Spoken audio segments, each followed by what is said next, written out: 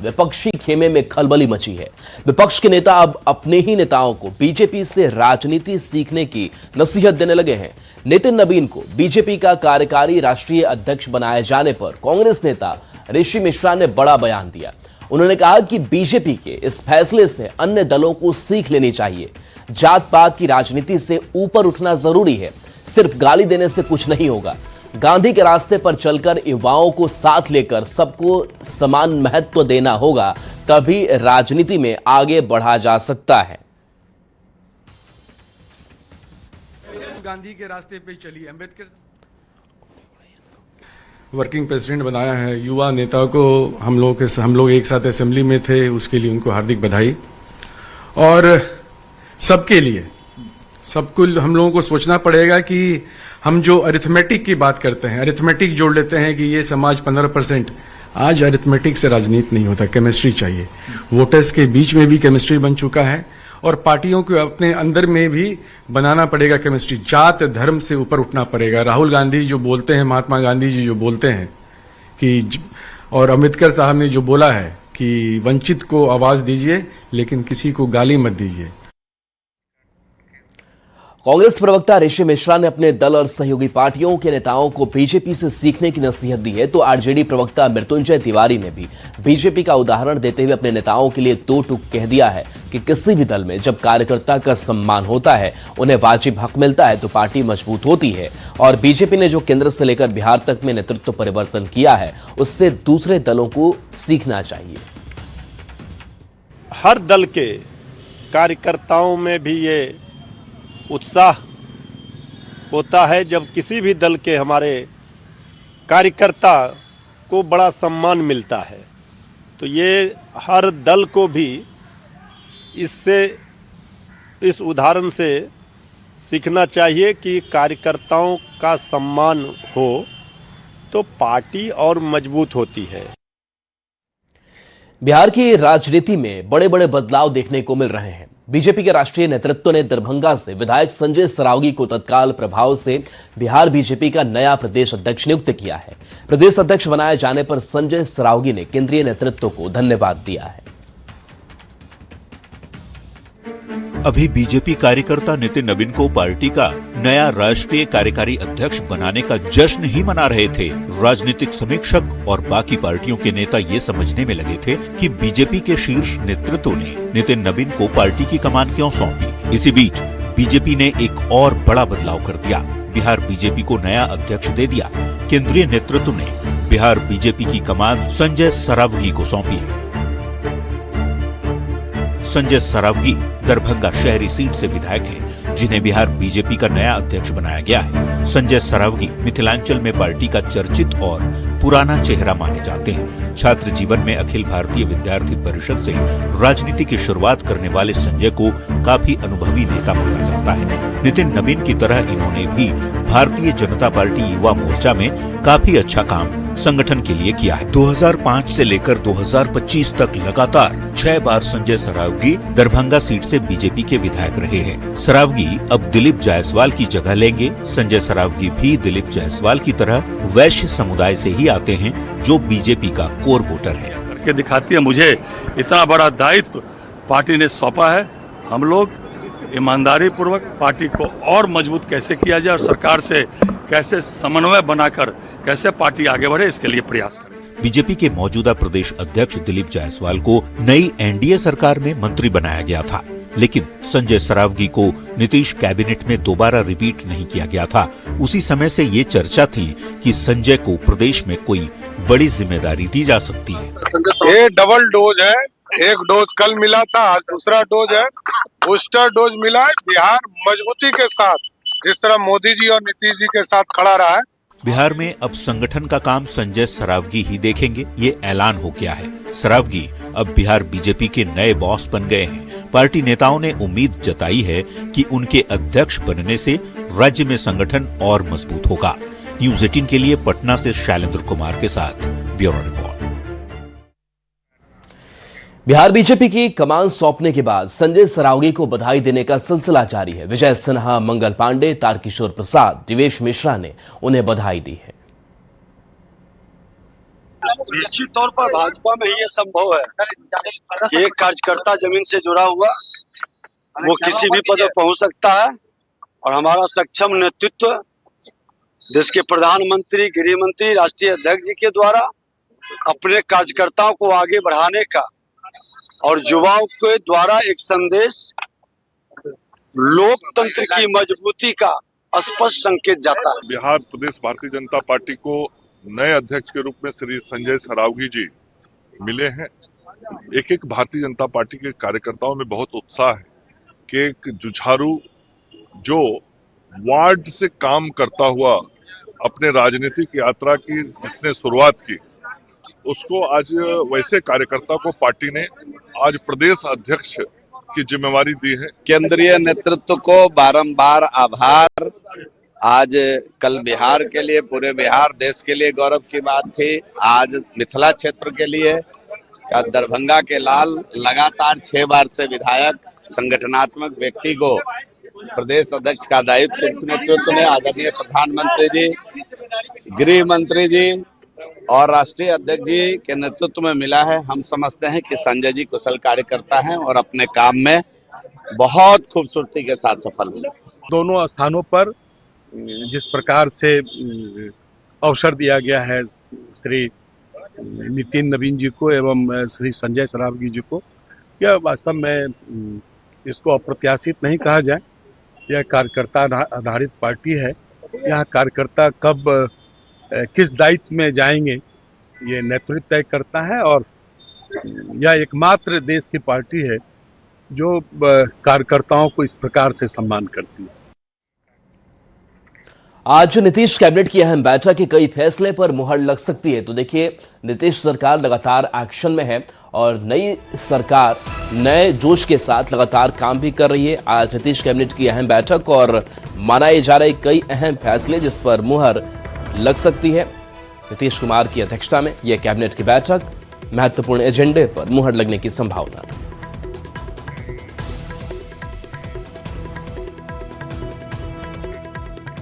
आज लोकसभा में बिल पेश होगा। लोकसभा में वीबी जी राम जी बिल आज सदन में आएगा।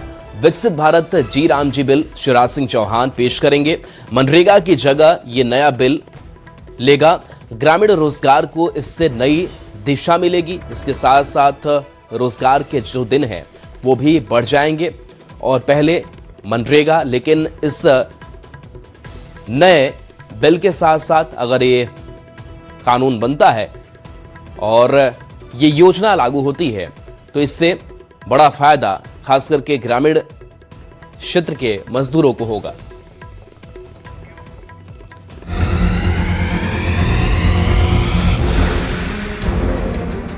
केंद्र सरकार ग्रामीण रोजगार योजना को लेकर बड़ा बदलाव करने की तैयारी में है। सूत्रों के मुताबिक महात्मा गांधी राष्ट्रीय ग्रामीण रोजगार गारंटी अधिनियम को खत्म कर उसकी जगह एक नया कानून लाया जा सकता है। इस नए कानून का नाम विकसित भारत गारंटी फॉर रोजगार एंड आजीविका मिशन होगा।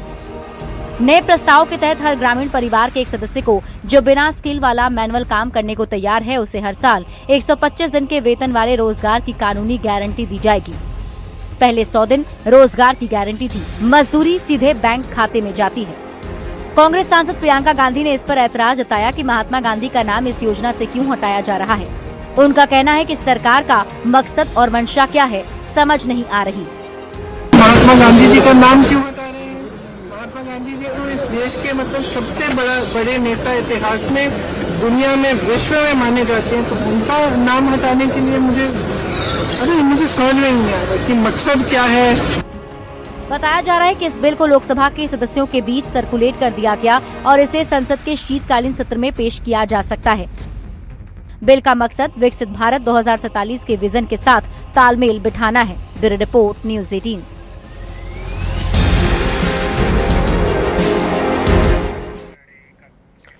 सीएम हेमंत सोरेन दिल्ली दौरे पर हैं। उनके साथ विधायक कल्पना सोरेन भी हैं। 15 दिन के भीतर हेमंत सोरेन के दूसरे दिल्ली दौरे को लेकर सियासी गलियारे में कई अटकलें भी तेज हो गई हैं। माना जा रहा है कि आज सीएम की बीजेपी के कई नेताओं से मुलाकात हो सकती है, जिसमें कई राजनीतिक बातें हो सकती हैं। हालांकि सीएम हेमंत सोरेन राज्यपाल संतोष गंगवार के बेटे के रिसेप्शन पार्टी में शामिल होने के लिए दिल्ली पहुंचे हैं और इस रिसेप्शन पार्टी में बीजेपी के कई नेता भी शामिल होंगे। कल से दिल्ली में हेमंत और कल्पना है और माना ये जा रहा है कि सीएम हेमंत सोरेन के इस दिल्ली दौरे के दौरान बीजेपी के कई नेताओं से बातचीत हो सकती है। और जिस तरीके की झारखंड की सियासत पिछले दिनों में भी रंग दिखाया था, चर्चाएं कई तरीके की हुई। हालांकि हेमंत सोरेन कुछ भी खुलकर नहीं बोल रहे हैं, लेकिन जिस तरीके से इस रिसेप्शन पार्टी में बीजेपी के जब कई बड़े नेता, बड़े दिग्गज पहुंचेंगे तो बातचीत क्या होती है, क्या कोई झारखंड की सियासत को नई दिशा मिलती है, क्या हो सकता है, इस पर अभी भी एक सस्पेंस बरकरार है। लेकिन चर्चाएं सियासी गलियारे में तेज है। सरकार क्या, उसका समीकरण क्या बदलेगा, क्या कुछ चीजें, तस्वीर नई सामने आनी है, ये अभी संभावनाएं, चर्चाओं का विषय जरूर है। हालांकि बहुत जल्दीबाजी होगी इस पर कुछ कहना। लेकिन अब झारखंड में जो दलगत स्थिति है उसे भी जरा समझ लीजिए कि क्या समीकरण कहता है। तो देखिए, झारखंड में जो समीकरण है, JMM 34, BJP 21, LJP RV 1, AJSU 1, JDU 1, ये संभावित समीकरण और कुल 58 ये संख्या बल हो जाता है। तो कुल 81 सीटें हैं झारखंड में। बहुमत के लिए 41 चाहिए, लेकिन उससे ज्यादा इधर संख्या बढ़ जाती है। दूसरी तरफ मौजूदा समीकरण की अगर बात करें तो ये मौजूदा समीकरण कांग्रेस के साथ है, लेकिन अगर बीजेपी के साथ कुछ संभावनाएं बनती है तब भी स्थिति बेहतर दिखाई दे रही है। और बड़ी खबर नवादा से है, जहां उत्पाद विभाग और पुलिस की टीम ने शराब के धंधे के खिलाफ बड़ी कार्रवाई की है। इस दौरान पुलिस ने 17 बाइक को जब्त किया है, जिससे शराब की ढुलाई होती थी। छापेमारी से शराब के धंधेबाजों में हड़कंप मच गया और पुलिस से बचने के लिए धंधेबाज जैसे तैसे बाइक छोड़कर भाग निकले। तस्वीरों में आप साफ देख सकते हैं कैसे सड़क किनारे जहां तक कई बाइक गिरी हुई हैं, जिस पर सामान भी लदी हैं। ये पूरी घटना परना डाबर थाना क्षेत्र की है। पुलिस ने मौके से 3000 लीटर महुआ शराब के साथ 170 लीटर विदेशी शराब जब्त की है। पुलिस की कार्रवाई के दौरान सभी धंधेबाज बाइक छोड़कर भाग गए। फतेहपुर थाना क्षेत्र की तरफ ये भाग निकले।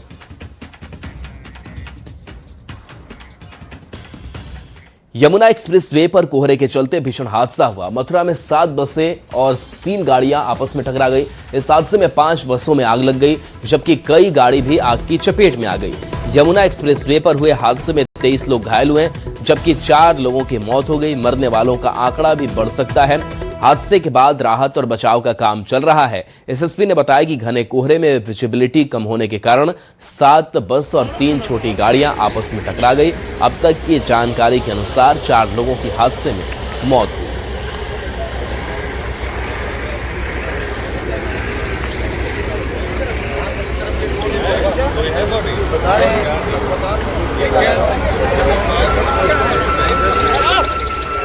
ये तस्वीर आप तक पहुंचा रहे हैं जहां कई गाड़ियां आपस में टकरा गई है और कई बसों में आग लगी। एक बड़ा हादसा मथुरा की ये तस्वीर है। हादसे में 4 लोगों की मौत हो गई है। यमुना एक्सप्रेसवे पर हादसा, जिस तरीके से कुहासा पड़ रहा है, फॉग काफ़ी ज़्यादा है और ऐसे में विजिबिलिटी कम होने की वजह से हादसे हो रहे हैं। हादसे में कई घायल है, 4 की मौत हो चुकी है। तो एक दर्दनाक हादसा। तस्वीरें आप देखिए कैसे गाड़ियाँ एक दूसरे में टकराई और एक साथ कई बस में भी इस दौरान आग लग गई। प्रशासन की टीम की मौजूदगी बनी हुई है। मैं उधर दिल्ली से आ रहा था, मैं उधर जा रहा हूँ एमपी भिंड में अपने गांव। मैंने आया, एक्सीडेंट भयंकर था, आग बहुत तेज दौड़ चुकी थी, 3 गाड़ियों में आग लग चुकी थी। जब मैं आया तो उसमें 4-5 लोग फंसे थे। मैंने उसको एक को निकाला उसमें से, गाड़ी से अंदर से घुल के। 3 उसमें और रह गए थे। एक कोई उसका था कानपुर का, सॉरी। मैंने उसको निकालने की बहुत कोशिश की, लेकिन तीनों लोग सीट में फंसे थे, नहीं निकल पाए हमसे। तब तक गाड़ी में आग अंदर दौड़ गई। मुझे मजबूरी उस गाड़ी से निकलना पड़ा। और रास्ते में अंधेरा बहुत छाया हुआ था, दिखाई नहीं दिया।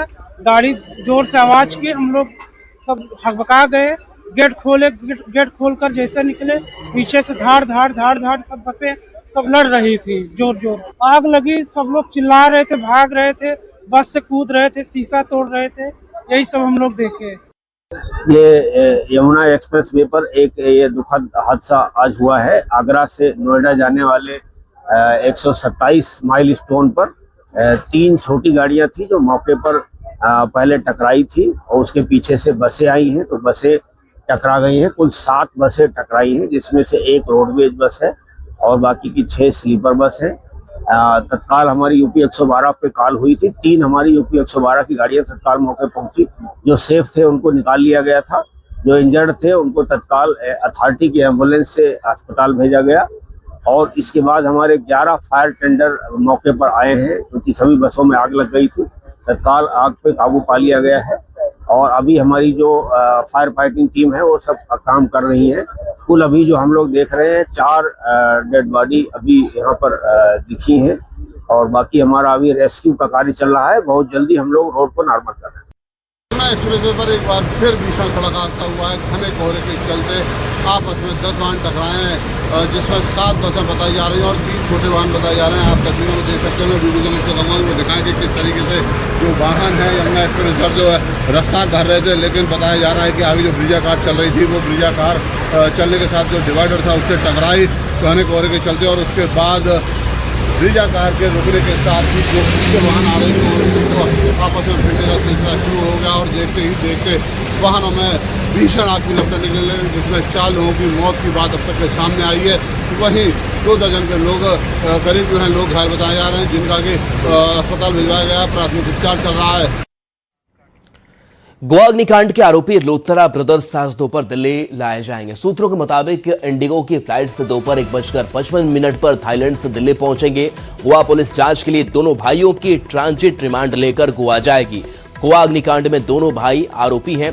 गोवा में क्लब में आग लगने के बाद ही गौरव और सौरभ लूथरा थाईलैंड फरार हो गए थे, जहां से इन्हें 11 दिसंबर को पकड़ा गया था। तो देखिए, गौरव लूथरा और इसके साथ साथ ये लूथरा ब्रदर्स पर शिकंजा जो है वो कस चुका है। 6 दिसंबर को गोवा के नाइट क्लब में हादसा हुआ था और खबर जो सामने आ रही है, इंडिगो की फ्लाइट से दोपहर 1:55 पर थाईलैंड से ये दिल्ली पहुंचेंगे। गोवा पुलिस जांच के लिए दोनों भाइयों की ट्रांजिट रिमांड लेकर गोवा जाएगी। गोवा अग्निकांड में दोनों भाई आरोपी हैं।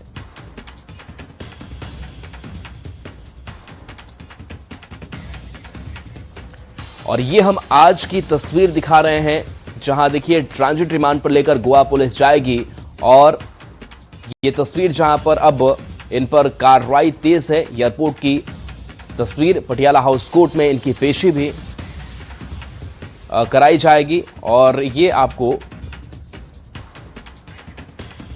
ये बैंकॉक की तस्वीर आप तक पहुंचा रहे हैं। बैंकॉक का आज लाया गया है। अग्निकांड में 25 लोगों की मौत हुई थी और इसी मामले में इन पर लगातार शिकंजा कस रहा था। ये देश छोड़कर फरार थे और ये बैंकॉक की तस्वीर आप तक पहुंचा रहे हैं।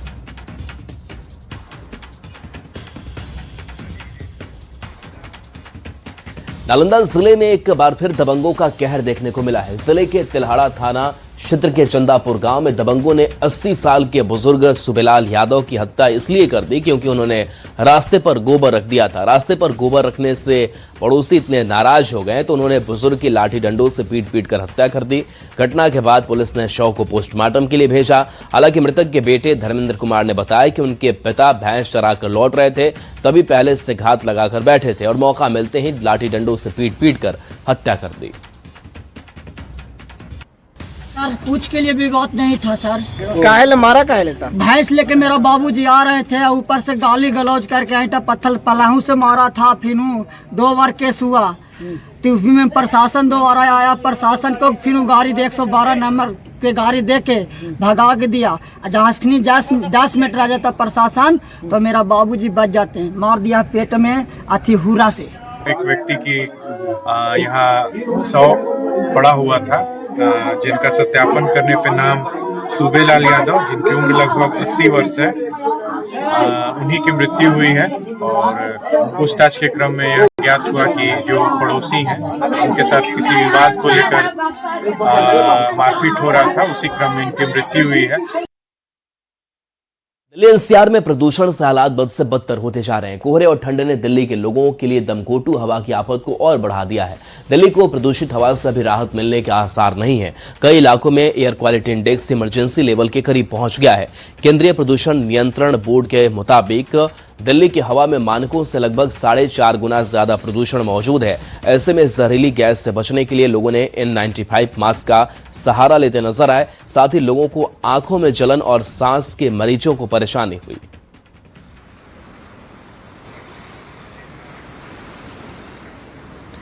बिहार में हर दिन सर्दी का सितम बढ़ता जा रहा है। सुबह और शाम पछुआ हवा चलने से लोगों को मुश्किलों का सामना करना पड़ रहा है। मौसम विभाग के मुताबिक अगले 3 से 4 दिन तक यही स्थिति बनी रह सकती है।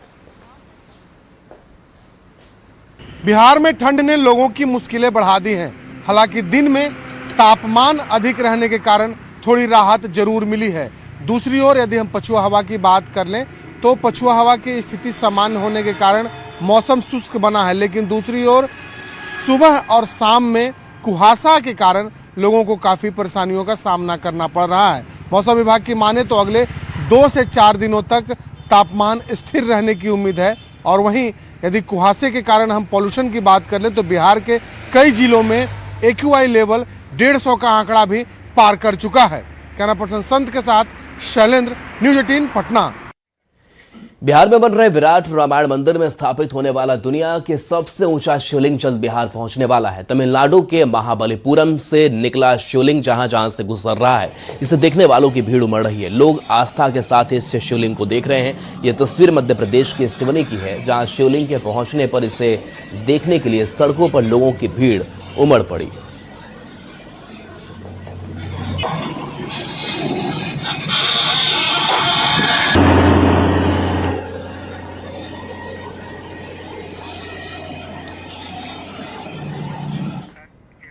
और चलिए